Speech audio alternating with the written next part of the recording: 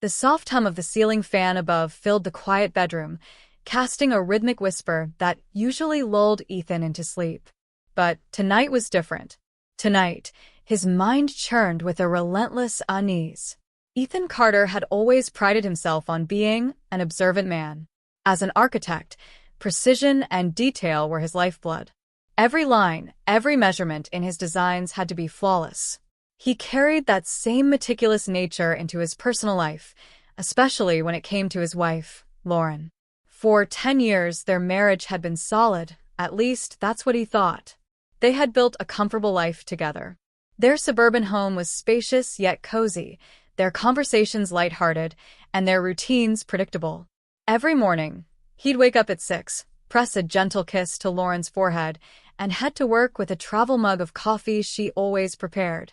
She, in turn, would start her day working from home as a freelance editor. But lately, something had changed. It started small. A missed call here. A late response to his text there. Lauren had always been punctual and attentive, but now, she seemed distracted. Distant. Ethan first chalked it up to stress. Perhaps she had a particularly demanding client, or was feeling restless.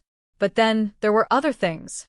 The way she suddenly became possessive of her phone, clutching it tightly when he entered the room. The hushed tones during her late-night calls. And the perfume, one he never recognized, lingering on her clothes when she came home from her so-called girls' night out. At first, he tried to ignore it. He told himself he was being paranoid. After all, Lauren was his wife. The woman who had stood by his side through thick and thin, who had nursed him back to health when he was down with pneumonia last winter, who whispered, "I love you," every night before bed. But doubt is a corrosive thing. It eats away at certainty, leaving behind only questions. And Ethan had too many questions. One evening, he decided to test the waters. As they sat at the dinner table, the aroma of roasted chicken filling the air, he casually mentioned, "Maybe we should take a trip. Just the two of us. It's been a while since we had some real time together." Lauren barely looked up from her plate. "Oh, that sounds nice. But I've been really swamped lately." Ethan frowned. Swamped with what? She hesitated just for a fraction of a second, but he caught it. Just work, deadlines, you know how it is. Except he did know how it was. And it wasn't like this. A few days later, Ethan's suspicions deepened. It was a Friday night, and Lauren had once again claimed she was heading out with her friends. Normally, she'd send him a quick text when she got there. But tonight, silence. Hours passed, and by midnight, she still hadn't checked in. So, he did something he never thought he'd do. He tracked her phone. His heart pounded as the app loaded her location. Instead of being at a restaurant or a friend's house, her blinked in a place he knew all too well, the Westbrook Hotel.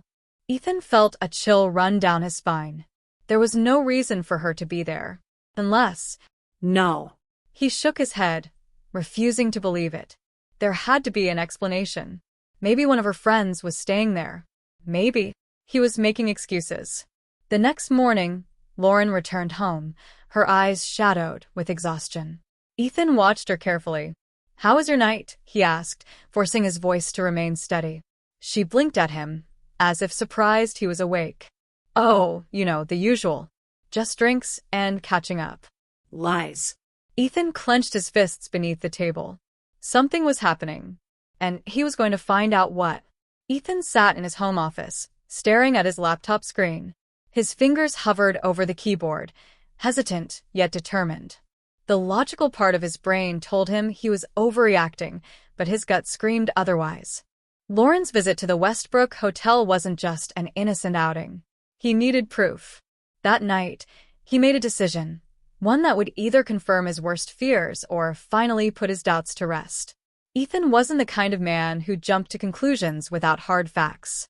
So he started small. First, he checked their bank statements. Lauren had always been in charge of handling their finances, but Ethan had full access to the accounts. He scrolled through the transactions and immediately noticed something odd: several charges at upscale restaurants he had never been to. Cipriani's, the Avalon, Porterhouse Steakhouse, Ethan muttered under his breath. None of these places were where Lauren and her friends usually dined. In fact, they were all known to be romantic spots. His hands clenched into fists. Then he checked her phone bill.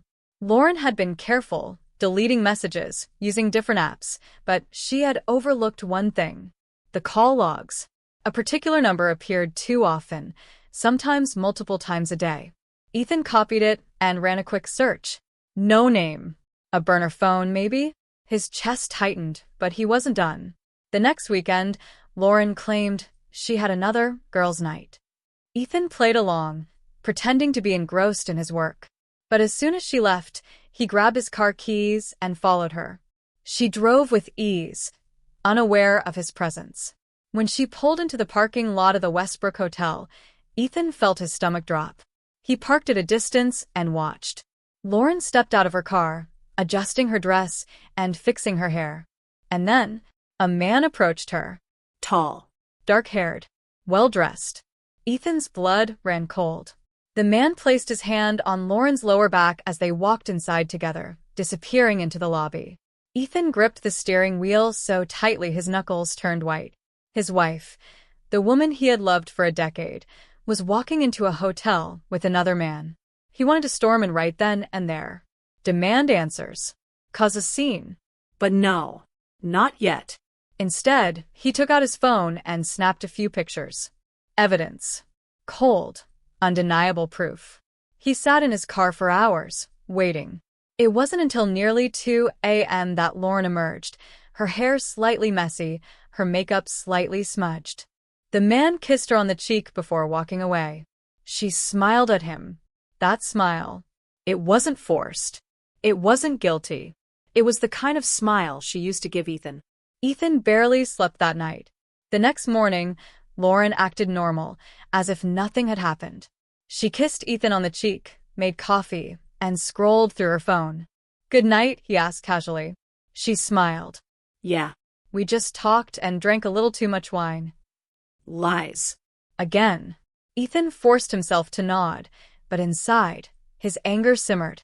That afternoon, while Lauren was out running errands, Ethan hacked into her laptop. It wasn't difficult.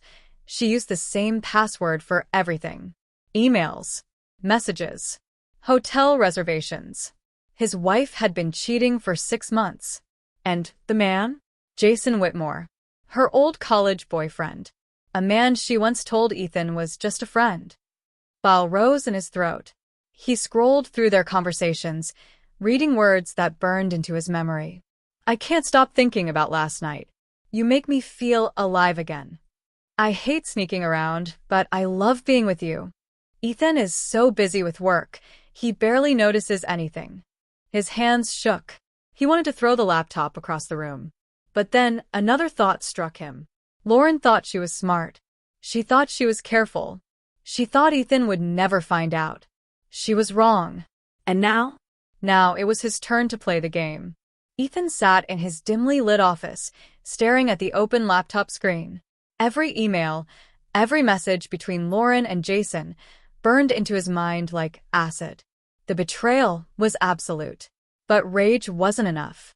He needed justice. He needed revenge. Lauren thought she was untouchable, that Ethan was too busy, too trusting to ever catch her. She was wrong. Ethan wasn't going to confront her with screaming and accusations. No. He was going to destroy her carefully built fantasy, piece by piece. And it started with exposure.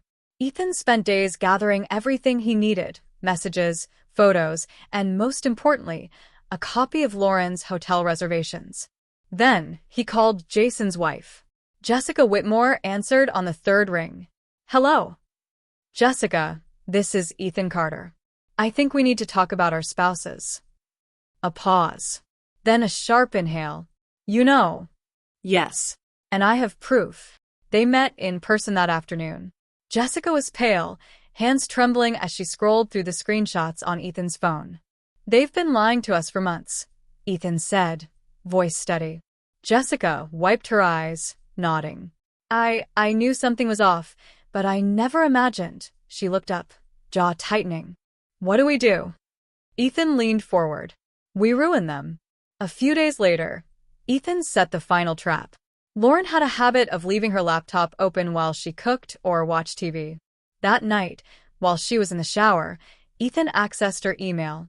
He drafted an email to everyone they knew, Lauren's parents, her friends, her coworkers, attaching the damning screenshots.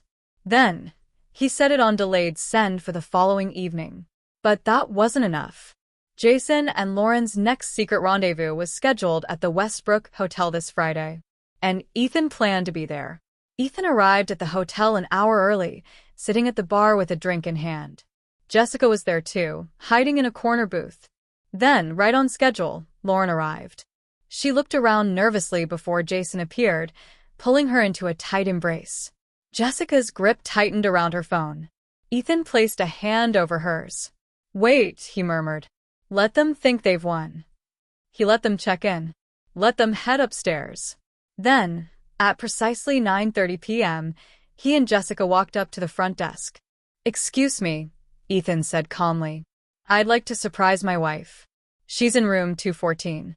Could you ring her and let her know her husband is here?" The receptionist hesitated. "Sir, we can't." Jessica stepped forward. "And I'd like to surprise my husband. Room 214 as well." That did the trick. Minutes later, security escorted them straight to the room. Ethan took a deep breath, steadied himself, and knocked. Silence. Then shuffling. Whispering. Lauren's voice. "Who is it?" Ethan smiled coldly. "Room service." A pause. Then the lock clicked open. The door swung inward. Lauren, wrapped in a robe, froze. Behind her, Jason stood shirtless, face draining of color. Jessica stepped beside Ethan, arms crossed. "Well, "This is awkward." Lauren's face contorted in horror. "Ethan." Ethan pulled out his phone and started recording. "Don't stop on my account," he said smoothly. "I'd hate to interrupt your little business trip." Jason took a step forward. "Man, listen." "Shut up, Jason." Jessica's voice was ice. "Save your excuses." Lauren's mouth opened and closed. "I can explain." Ethan tilted his head. "Can you?" "Because according to this," he held up his phone, scrolling through her messages, "you love sneaking around and you feel alive again." Lauren visibly paled. Jessica turned to Jason. "Pack your stuff. I want you out of my house tonight." Jason's jaw clenched. "Jess, let's talk about this." "No," she pulled out her phone. "I already sent the messages to your boss. Hope your company doesn't mind hiring cheaters." Lauren's breathing was rapid. "Ethan, please, we can work this out." Ethan held up a hand. "Oh, don't worry. I already sent everything to your family and coworkers." He checked his watch. "They should be getting it right about now." Lauren gasped. what? Ethan smirked. "You thought I'd never find out. You were wrong." Lauren stood frozen in the doorway, her face drained of all color. The weight of her actions had finally crashed down on her, but it was far too late for regret. Ethan kept his phone recording, capturing every stammer, every desperate glance she threw his way. He wanted evidence, not just for himself, but for everyone who would ask why his marriage had ended. Jason, on the other hand, looked ready to bolt. "This is messed up, man," he muttered. "You didn't have to do this." Jessica scoffed. "Oh, we absolutely did." She turned to Lauren, her voice dripping with mock concern. "So, Lauren, how does it feel knowing your whole family is reading your affair texts right now?" Lauren's eyes widened in horror. "Why you didn't?" Ethan crossed his arms. "I told you. Everyone knows." And as if on cue, Lauren's phone buzzed violently on the nightstand. She lunged for it, hands trembling as she swiped at the screen. Ethan could see the preview of the messages from over her shoulder. "Mom. Lauren, is this true? Dad, call me now. What the hell is going on? Megan, her sister, I can't believe you'd do this to Ethan. To your marriage. What were you thinking?" Lauren visibly shook. "Oh my God." Jessica let out a bitter laugh. "God had nothing to do with it, sweetheart." Jason rubbed his temples. "All right, we get it. You caught us. Let's just..." "Just what, Jason?" Jessica snapped. "Move on? Forget about it?" Let you keep lying to us. Jason's jaw clenched. It's not that simple. Ethan chuckled darkly. Oh, it actually is. He pointed at Jason's suitcase in the corner. You're leaving here alone. Jason shot a pleading look at Jessica, but she held up her phone. Already changed the locks.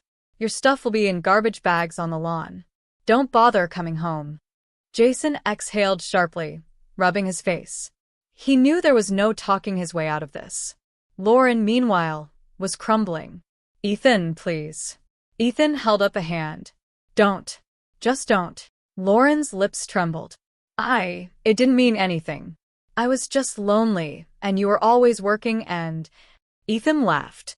Not out of amusement, but sheer disbelief. Oh, so it's my fault. He shook his head. I was working to build a future for us. And you thanked me by sleeping with my best friend? Tears streamed down her face. I made a mistake. Ethan's face hardened. No, Lauren. A mistake is forgetting an anniversary.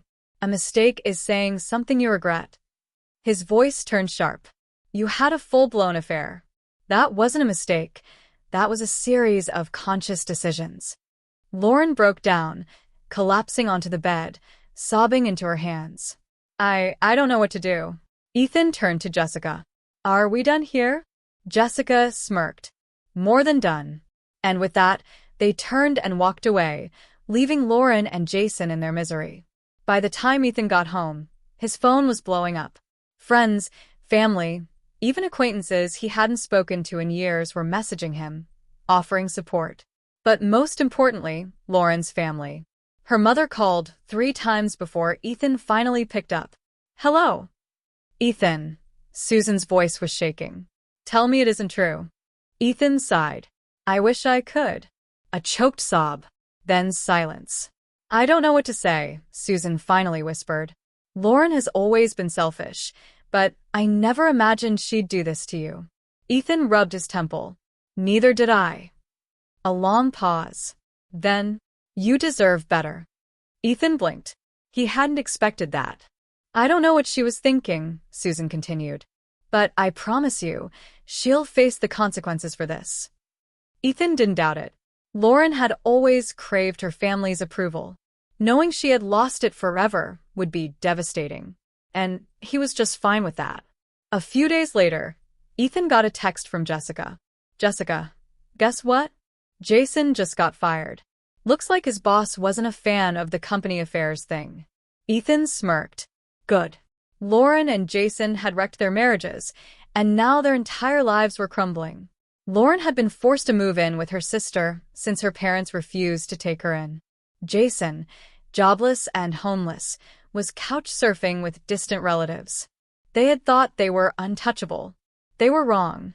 A week later, Ethan stood outside his lawyer's office, gripping the freshly signed divorce papers. Lauren had tried to beg for mediation, but Ethan refused. She had lost the house. She had lost their mutual friends. She had lost everything. And now Ethan was free. As he stepped out into the crisp autumn air, he took a deep breath. For the first time in months, he felt light. He had thought Lauren's betrayal would break him. But instead, it set him free. Ethan sat on his new apartment's balcony, a steaming cup of coffee in hand. The skyline stretched before him, the city bathed in the golden hues of an early morning sunrise. A new beginning. It had been 2 months since he served Lauren the divorce papers. 2 months of grief, healing, and rediscovery. The first few weeks were rough. There were nights he still woke up reaching for someone who wasn't there. Mornings where he'd instinctively check his phone, half expecting a text from Lauren before remembering what she had done. But then something shifted. The pain dulled. The memories lost their sting. And slowly, he found himself living again. He had moved into a modern loft in the city, a place that was entirely his. No memories of Lauren. No ghosts of the past. Just freedom. And God, it felt good. One evening, Ethan got an unexpected call from Megan, Lauren's sister. Hey, she said. You got a minute? Ethan leaned back on his couch. Sure. What's up? Megan sighed. I thought you might want to hear this. Lauren's not doing great. Ethan raised an eyebrow. Oh. She's completely fallen apart, Megan admitted. Mom and Dad barely speak to her. She lost most of her friends after everything came out. And Jason? He ghosted her. Ethan smirked. Jason left. Yeah. Apparently, once everything blew up, he realized she wasn't worth it. Megan scoffed. Guess karma got both of them. Ethan let out a small laugh. He wasn't happy about Lauren's suffering, but he wasn't exactly sympathetic either. She's been trying to get in touch with you, Megan continued. She wanted me to ask if you'd be willing to meet her. Ethan's smile faded. Why? She says she wants to apologize. But honestly, Megan hesitated. I think she just wants to see if there's a chance to fix things. Ethan exhaled slowly. Lauren had her chance, and she threw it away. He thought back to the woman he once loved. The woman he trusted. The woman who had betrayed him so effortlessly. There was no coming back from that. Tell her not to bother, he said simply. Megan sighed. I figured you'd say that. Thanks for letting me know, Ethan added. But I've moved on. And he meant it. A few days later, Ethan found himself in an unexpected situation. Jessica had invited him out for dinner. Not as a date, she assured him. Just two people who had been through the same storm, finally finding some peace. But as Ethan sat across from her, watching her laugh at some ridiculous joke he had made, he realized something. For the first time in a long while, he was actually happy. Jessica took a sip of her wine, her eyes meeting his. So, what's next for you? Ethan smiled. Anything I want. Because now? His life was finally his own again. And he was never looking back.